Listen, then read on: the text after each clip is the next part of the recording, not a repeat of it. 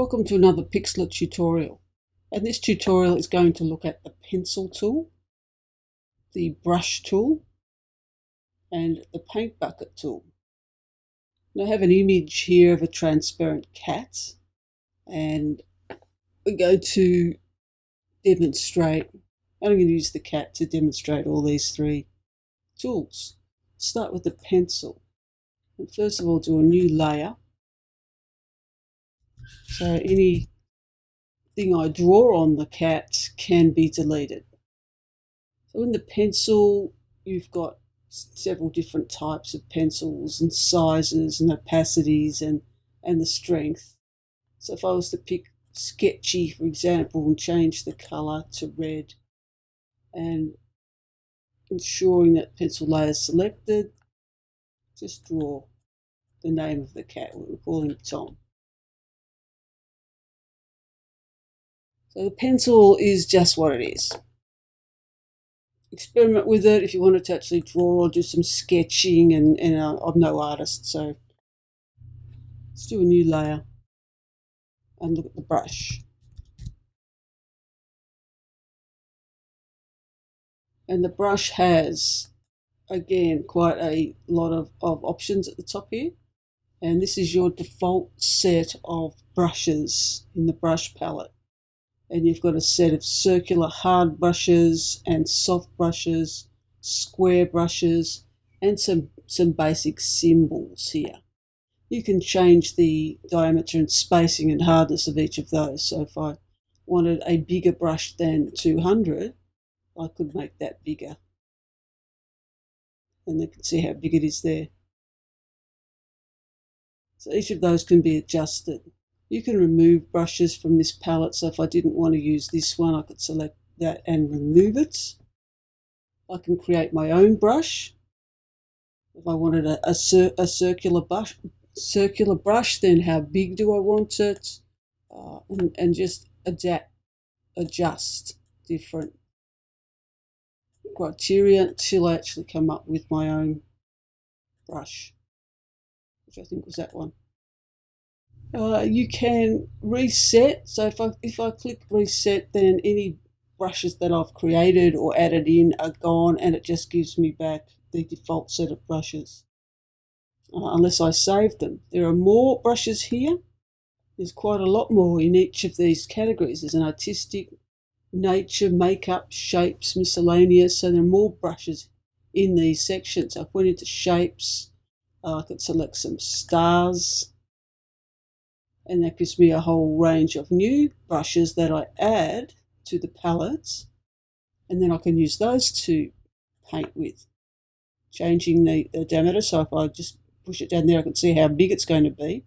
Too big, change the colour, change the opacity, change the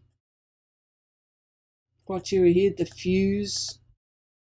So different qualities that you can do for each of the brushes. And I can keep adding them, so I can keep going to more. So in the artistic or in the miscellaneous, there's hearts. So I can add a whole series of hearts brushes and use those. Change the colour.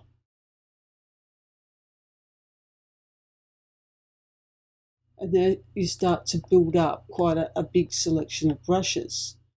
Now I can clear that and everything is gone. Then I can reset and just bring back the default brushes.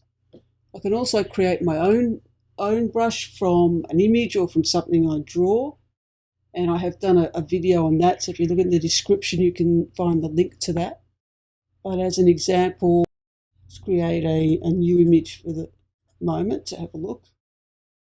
And with black and a small brush, and change that to turn off diffuse and scatter. Just do a hard tip. I could draw an arrow. Then with the lasso tool, I can outline that. Then edit and define the brush. Then when I go back into the brush tool and select, I have the brush I've just created, so I can select that Once I deselect, and now I can draw that, change the colour, and I'll create my own brushes. So let's delete everything and come back to the cat. Now, if I wanted to fill this cat in with colour, paint it with colour, I can use the pencil. No, I can use the brush to fill it in. Let's change that back to this. By selecting a colour, so if I want it brown, I could start to colour it in and paint it in, which would take a long time. Change to different shade. And then use the smudge tool to blend that. So I can use the brush tool for that. Or I could select it with the magic wand. Just select the tail. Hold the shift key to add to that selection. Now I've got the whole tail selected, and I can use the paint bucket to fill that in. Or I could use a gradient to paint in the cat. So I've selected it with the magic wand, select the gradient tool, picking a colour. I want the cat to be a brown colour, and then draw a gradient in that selection and fill it that way.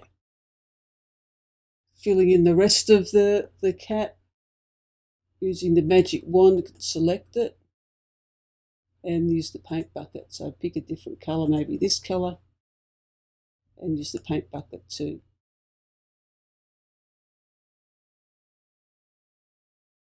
fill in the cat and paint it in.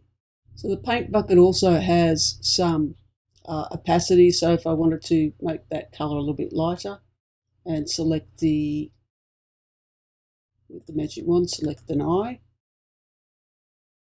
and use the same colour, but the opacity is much lighter. See that there? It's lighter by using the same colour, but making it a lighter level. You can sample all layers, make it contiguous, change the tolerance. So there's some options there. You can put a background on. So if I put in on layer 3, create a background colour. So make it a blue or purple, and then fill that background layer. The opacity is too low, so you can see the actual transparent at the back, but make it a bit brighter. Then move the layers, and you've got the background now. So that's all for this video on the pencil, the brush, and the paint bucket. You can do a lot to an image by making it more interesting using brushes and gradients and filling it in with colour. And that's what we're going to look at in the next video, how to make an image more interesting just using brushes.